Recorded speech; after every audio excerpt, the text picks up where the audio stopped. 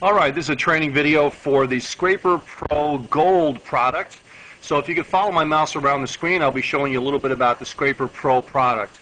So this is the main screen when you first open up the software. Now I'm going to assume that the software is unlocked so that this way you'll be able to use it, but if it's not, you'll have to put in the username and key password to be able to do that. But let's go a little bit further here.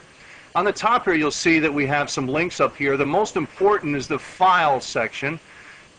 And that is where you're going to export and save any data, which would save to a comma-separated value or CSV file that you can open up in Excel or programs such as OpenOffice and so on. You can also get program updates and so on to find out about us and so on. But really the biggest thing is you export and save. The support and affiliate link program, just leave those alone for now. Now on the top here you're going to see the icons that are on the top of the software. And we'll refer to those from time to time. The stop is when you want to stop the program from running. Then the home, which will go to the website. The setting is the most important one. The buy, which you don't have to worry about right now. And also the reset, which would clean out any of the previous searches that you have where you can start. And of course exit, which would close the software. So the first thing you do when you want to start the program is you click on the settings. And then when you do that, you'll be able to see 4 tabs on the top of the screen. The first one is the network tab. Normally you don't have to do anything with this one. If you want to surf or use the software anonymously, you can buy what's called proxies on the internet. You would do a search through Google for that. And you would just put them on a notepad file and then just browse and find them on your computer and upload them in there, which would allow you to surf anonymously. So at this time we're just going to leave that blank for now. Now we go into the search engines, and you can see over here that you'll be able to select all or deselect all, and you'll see all the different types of search engines we have here: Google, Yahoo, Bing, Alta Vista, and I'm not going to read them all, but you'll see them here. There's also many directories as well too, and directories are not necessarily search engines, but they do have a lot of data, and those directories are things like ServiceMagic, Yellow Pages, and assorted other ones on this site here.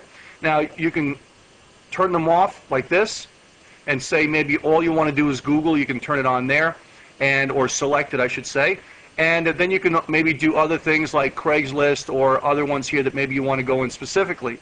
Normally most people are going to leave them all checked, and I usually go in if I'm going to do that and I don't want to go through some of the directories, and I'll turn off things like ServiceMagic, Yellow Pages, and Super Pages, and this way, because I really don't want to go into those. And some other ones, if you want to go, you can look at our training manual and you'll be able to see what some of those websites are. Maybe you can type it into your browser and so on. But some of those may not be applicable to what you want to search, like Kelly Search is more of a business searching website, and then you'll get to know them and see which ones might be preferable for you. So let's leave it like this for now. Then we can just go on to the next search option. And the maximum search depth is normally 9. You won't be able to go higher than 9, and that means how many pages deep it can go. And that really all depends on the type of web page or search engine that you're going into. Some of them won't let you go that deep, and some of them will. But normally I just put that at 9 and leave it there. Now the filter URL is where you can add extensions. When you first get it, you might not have all of these in here, so maybe you don't want to get URL extensions that have .mp3 or .gov or .edu or whatever else you want to put in there. All you do is go in here and you type in whatever you want to put there. You would type in, let's see, .gov, right? And then you save it, and it'll put it right into this list. And then you'll see it on here, which I already have it here. So once you have the ones that you want to have listed there, then you're all set. Then you just save the filter and it'll save, okay? Now it's saying save the file, the value, because I haven't put anything in there right now. But I have what I want to have in here, and as you can see, they're all listed here. The other tab is where you'll actually see the filter domains, and all you do is check the ones that you do not want to search for, okay? And I don't want to go into .edu, .gov, .mp3, things like that. The other ones I don't really care. I'll leave them for now. And if you have any preferable ones that you don't want to go to, then you just put them in and check off the box. Over here we have the Scraper Pro phone number, fax number, email, and if you only want phone numbers, well, maybe you check that off and uncheck the other two. Okay, that will make the program run a little bit faster. So I usually keep them all checked because I really don't know what I want to pull. I just want to pull as much as possible, and I leave them all checked, but really that's up to you. Now on the other side we have the states, and if you can select on, select off all of them, it's really up to you. I leave them on, but these are really going to impact your search, especially when you're going into directories. All right, so normally the state really doesn't matter all that much, but the directory, if you're going into super pages or things like that, that's where you're going to get most of your data like that. So once you're done with that, all you do is hit OK. It's going to save the data, and you're ready to go. So now you're on the main part of the website.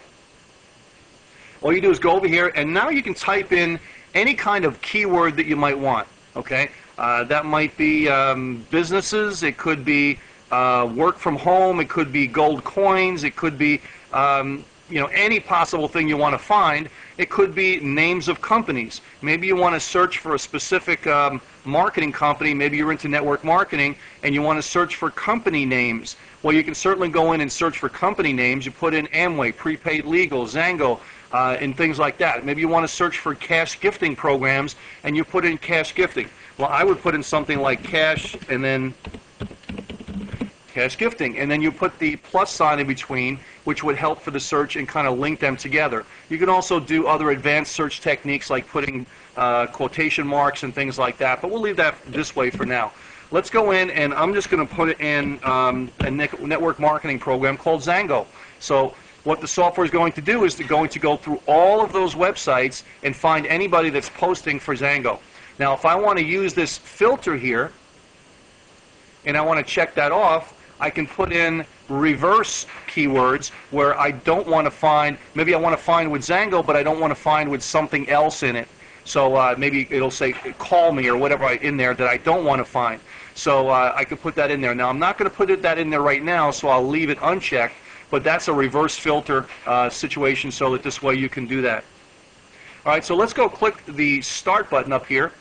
But you can see through the process that it's already gotten 10 results, and as we go through here, you'll be able to see that, okay, we have some with phone numbers, some with email addresses. As you scroll down, occasionally you'll get a fax. There isn't too many fax numbers that will come up, but the software will also be able to take the phone number that you have here, okay, and then if it has a corresponding area code, it will actually take that and put the state on the right-hand side.